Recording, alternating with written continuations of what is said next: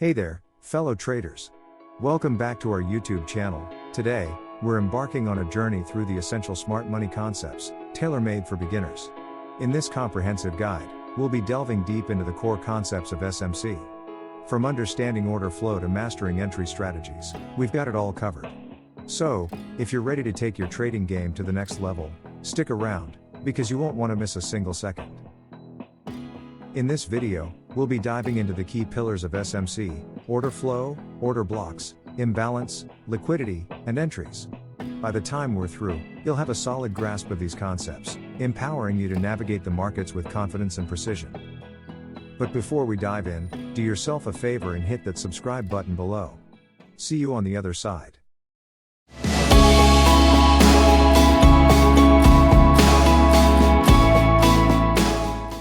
Alright, traders, let's kick things off by talking about one of the most fundamental concepts in forex trading: trends.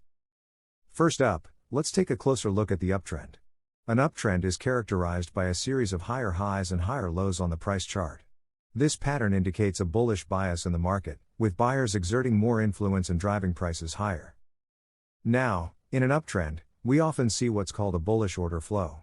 This means that buying activity dominates the market, and as traders, we're primarily on the lookout for buying opportunities. We want to align ourselves with the prevailing upward momentum, riding the wave of bullish sentiment for potential profits. On the flip side, we have the downtrend.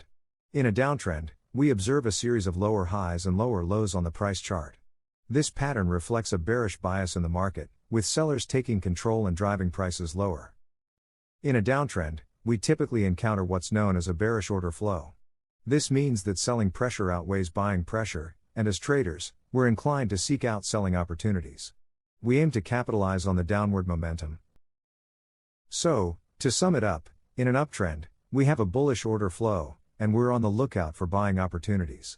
In a downtrend, we have a bearish order flow, and we're seeking out selling opportunities. Let's break it down further. Here's where it gets interesting. As the market moves up, breaking previous highs, it often leaves behind a potential point of interest. This point of interest represents a level where the market can come back to retest before continuing with its initial direction. And here's the kicker: as long as the market is still in an uptrend, this phenomenon will keep happening again and again. Now, here's the key insight: if this pattern is repetitive, it means that if we can correctly identify our points of interest, we can capitalize on them. How? By looking for buying opportunities precisely at these points of interest. What are these points of interest, and how can we identify them? Points of interest can manifest in various forms, including order blocks, fair value gaps, and support and resistance levels. In this video, we'll be focusing more on order blocks. So, what exactly are order blocks? In an uptrend, an order block represents the last candle before a significant increase in buying pressure. Conversely, in a downtrend, an order block is the last candle before a significant increase in selling pressure. Now, let's talk about the validity of order blocks. Not all price structures qualify as order blocks. There are specific characteristics that distinguish a valid order block. Firstly, it must create an imbalance in the market. This is typically indicated by a fair value gap, which the market has to come back and refill before continuing in its initial direction. Let's look at this price chart example. With this candle serving as our order block, the gap between the wicks of our order block and the subsequent candle is referred to as a fair value gap, thus making it a valid order block. In this second price chart example, the highlighted candle is identified as our potential order block. However, upon closer examination it becomes evident that there is not gap between the wicks of our order block and the subsequent candle. This lack of gap between the wicks invalidates our order block. Secondly, a valid order block must be unmitigated, meaning it must not be retested by wicks of the subsequent candles. This indicates that the buying or selling pressure within the order block was strong and sustained, without being challenged by price retracements. Let's look at this price chart example. This highlighted candle is identified as our potential order block. Upon close inspection, it becomes evident that our identified order block has not been retested by the wicks of the prevailing candlesticks. This characteristic renders it an unmitigated and valid order block. Looking at this second price chart example, this highlighted candle will be our potential order block. Upon close inspection, it is evident that our identified order block was retested by a wick from this subsequent candle, thus rendering it mitigated and invalid. Lastly, a valid order block must form a break of structure. This means that it disrupts the previous price action, creating a shift in market sentiment and signaling a potential reversal or continuation. Looking at this price chart example, this candle will be our identified order block.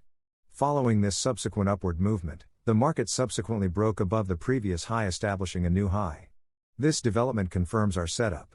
With this confirmation, we can patiently await the market to retrace and tap on our order block, presenting us with the opportunities to enter long positions. In this second price chart example, this highlighted candle is our potential order block.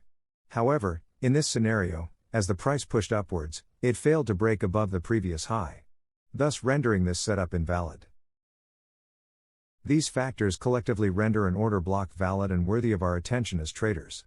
By learning to identify and analyze order blocks effectively, we can anticipate market reversals and capitalize on profitable trading opportunities. This takes us back to the fundamental concept we discussed earlier: if we can correctly identify our points of interest, we can capitalize on them. Now we will simulate a real price chart movement and see how we can use what we have learnt so far to our advantage. In this price chart example, the market broke above the previous high, forming a new high. This indicated bullish order flow. This highlighted candle will represent our identified order block, where we will be anticipating potential buying opportunities. The market drops and interacts with the order block, validating our analysis. This is our signal to enter trade strategically, with a stop loss placed below the order block and a take profit set above the previous high. The market moves up and hits our take profit, resulting in a successful trade. Additionally, the market breaks above the previous high, leaving behind another potential order block that we can use to keep riding the momentum of the market. The market drops and retests the newly formed order block, presenting us with another opportunity to enter long positions. We enter our buy orders with a stop loss below the order block and a take profit set above the previous high. The market pushes up and hits our take profit once again, securing another profitable trade. Furthermore, the market breaks above the previous high, forming a new high and leaving behind yet another potential order block for us to utilize. The market drops and retests the latest order block, giving us another opportunity to enter long positions and capitalize on the upward momentum. As we ride the upward momentum of the market, it's crucial to understand that as the market keeps going up, it gradually loses momentum. This means that the higher the market goes, the less reliable our setups will be.